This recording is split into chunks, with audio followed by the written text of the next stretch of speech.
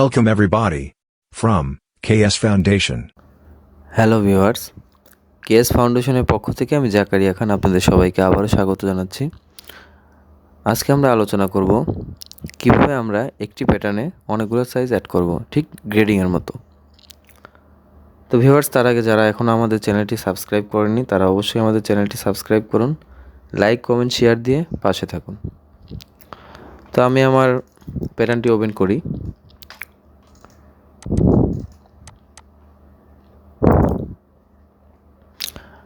আপনারা দেখতে পাচ্ছেন এটা একটা ব্যাক পার্ট, এখানে অনেকগুলো সাইজ আছে।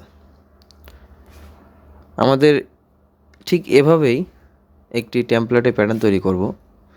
যখন আমাদের অর্ডার কোয়ান্টিটি অনেক কম হয় কিন্তু অনেকগুলো সাইজ থাকে, সেক্ষেত্রে আমরা কি করব? সেক্ষেত্রে আমরা একটি প্যাটার্নে সব সাইজ মার্ক করে সুইং করতে পারি।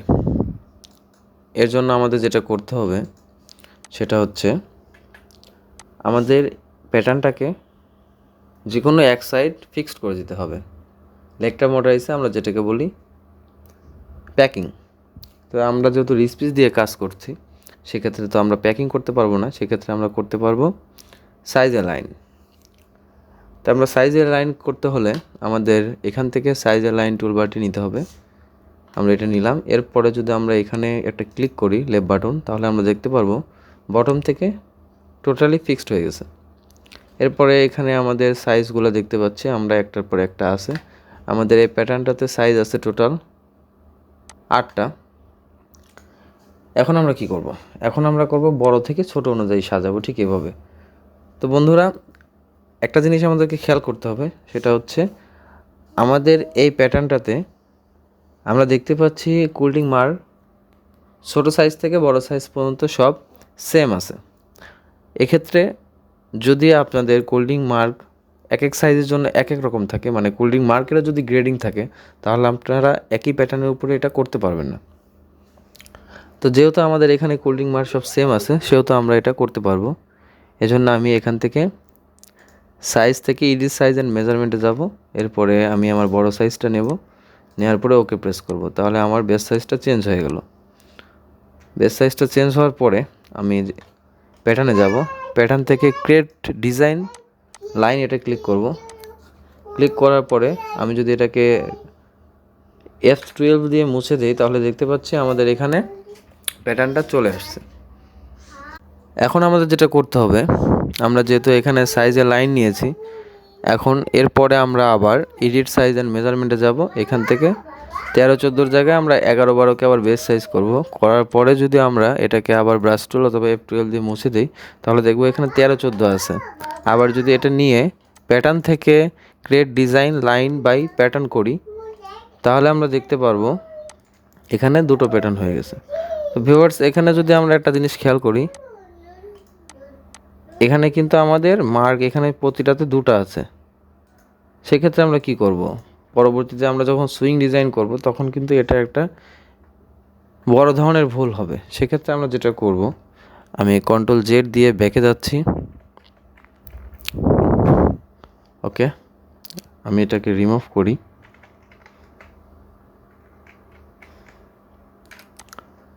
হ্যাঁ, এখানে একটা ডিজাইন আছে, একটা প্যাটার্ন আছে।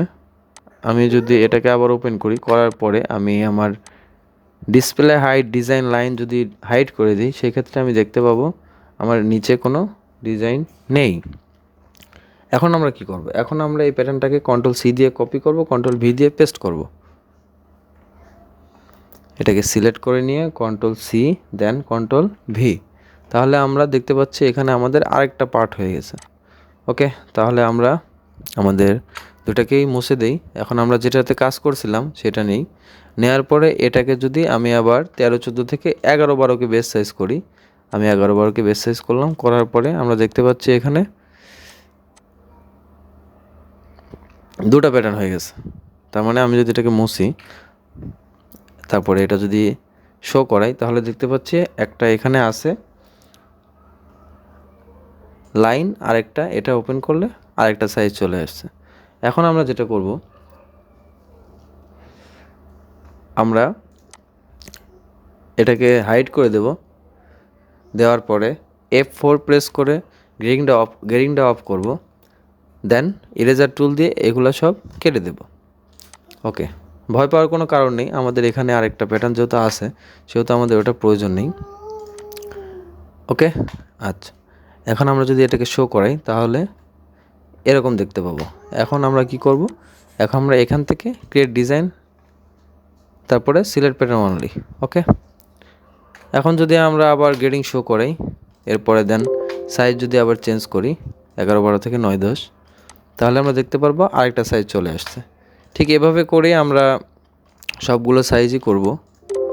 আমি খুব দ্রুত করতেছি যাতে ভিডিওটা লং না হয়।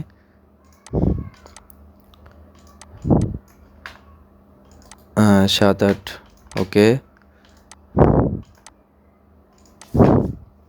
7, 8 করা হয়ে গেছে। এরপরে 5, 6, ওকে ওকে, এরপরে আছে 4, 5, okay, create design line by pattern, okay, আরেকটা সাইজ যত সম্ভব আছে 3, 4, base size, okay, pattern, create design by line. Okay, আমাদের সবগুলো সাইজ করা হয়ে গেছে। এখন যদি আমরা F4 চাপ দিই তাহলে দেখতে পারবো আমাদের সবগুলো সাইজ এখানে দেখাচ্ছে। এখন প্যাটার্নটাকে মুছে দিতে হলে আমাদেরকে F12 চাপ দিতে হবে। তো আমরা দেখতে পাচ্ছি এখানে সব প্যাটার্নগুলাই ঠিক গ্রেডিং প্যাটার্নের মতন হয়ে গেছে।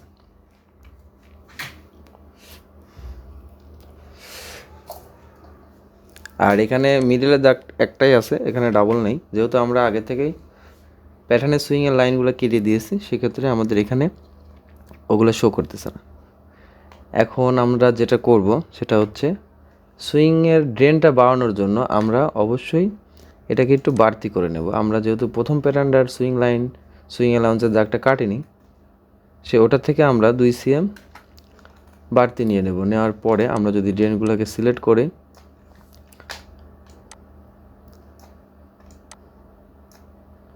সরি একটু মিস্টেক হয়েছে, আমি ড্রেনগুলোকে আবার সিলেক্ট করি, এখানে অ্যাড করে দিই। এরপরে এটাকে সিলেক্ট করি, এটাকে সিলেক্ট করি, এটাকে সিলেক্ট করি।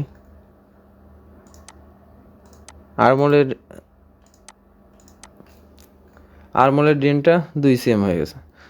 আপনারা চাইলে 1 cm দিতে পারেন, সমস্যা নেই। এরপরে কিভাবে ড্রেন করতে হয় আমরা এর আগের ভিডিওতে দেখিয়েছি, সেটা আর দেখাবো না।